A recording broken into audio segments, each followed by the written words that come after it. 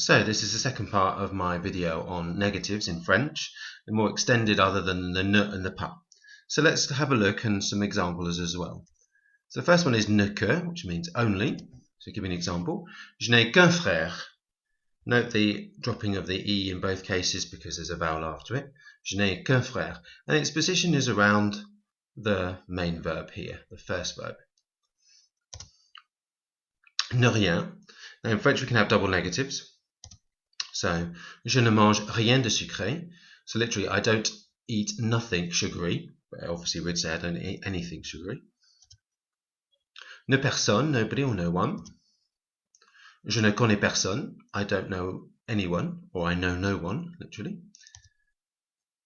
Personne, ne. Personne can also go at the beginning of a sentence and then ne followed by the verb in the third person singular, the he, she, and it form. So an example, personne ne vient ici maintenant. Nobody comes here anymore, or now. Ne jamais, never. Je ne vais jamais chez ma tante. I never go to my aunt's house. Again, around the main verb here, aller, vais. Ne and ne jamais go around it. Ne plus, no longer. Je ne peux plus obtenir la magazine. I can't get the magazine anymore, or I can no longer get the magazine. Ne and aucun or aucune if it's feminine, or aucun or aucune and the ne, always in the singular form. The second version here is a bit like the personne ne. So let's give you some examples. Je n'ai aucune idée. I have no idea, not any idea. Aucune, feminine because it agrees with idée, but it's still around that verb there, the first verb there, avoir.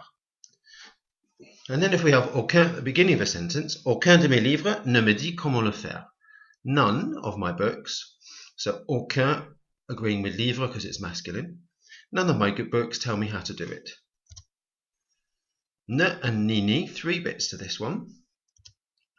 Now you can either have it with nouns like in this sentence, or you can have it with verbs. Je n'ai ni, so ne and the ni around the first ni around the avoir, and then the ni, the second ni, before the next verb or the noun. So I don't have an exercise book nor a pen. Ne nulle part, nowhere. Je ne vais nulle part pendant les vacances, normalement. I don't go anywhere during my holidays normally, or I go nowhere during my holidays normally. Ne guère, hardly. Je n'ai guère vu la maison. I hardly saw the house. This time we're using the passé composé. Now I'll tell you where to put them when we use the passé composé in a minute, but notice the ne and the guère around the auxiliary verb, in this case avoir, and then it's the past participle afterwards. So it goes around the first verb again, as it does in most of the other ones up here. One to do, ne non plus. So, tu n'es pas prêt? Moi, je ne le suis non plus. Are you ready? I'm not ready either. Or I'm ready neither, literally. The le replacing the word prêt to be ready. So I'm not it either, literally. And you might have heard this quite a lot in French, just a simple sentence, moi non plus, me neither. Good one to learn. Okay, so where do they go? So as I said, it goes around the main verb, the first verb in a sentence, and including, when we're doing the passé composé or other perfect tenses, like the pluperfect or the conditional perfect, around the auxiliary verbs être and avoir. So let's give you some examples. So in the present tense, je ne vais jamais, I never go. Je n'ai jamais regardé le film, I've never seen the film, so this one's a passé composé. Avoir has auxiliary, ne and jamais around the auxiliary verb, and then the past participle. And je ne suis guère monté quand il est arrivé. I'd hardly gone up when he arrived. Ne and the guère around our auxiliary suis, être here. There are some, however, that who have the ne and then the second part of the negative phrase or part goes after the past participle. So let's have a look. So ne que, je ne suis allé qu'une fois. So the ne goes before our auxiliary and this pronoun here, I, and then the que goes after our past participle, aller. Je ne suis allé qu'une fois. I've only been there once. Ne personne, je n'ai connu personne. So the ne, est, our auxiliary, past participle, then personne at the end. I knew no one. Ne nulle part as well. Je ne suis allé nulle part. So the nulle part after our past participle. Ne before our auxiliary suis. So I went nowhere.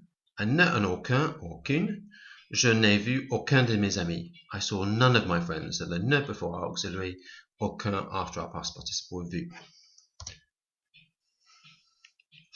So, all negatives before an infinitive. So if we put it before an infinitive, it just goes together and we don't have anything between. Je veux ne rien dire. So our infinitive dire, ne rien before it. I don't want to say anything, or I want to say nothing, literally.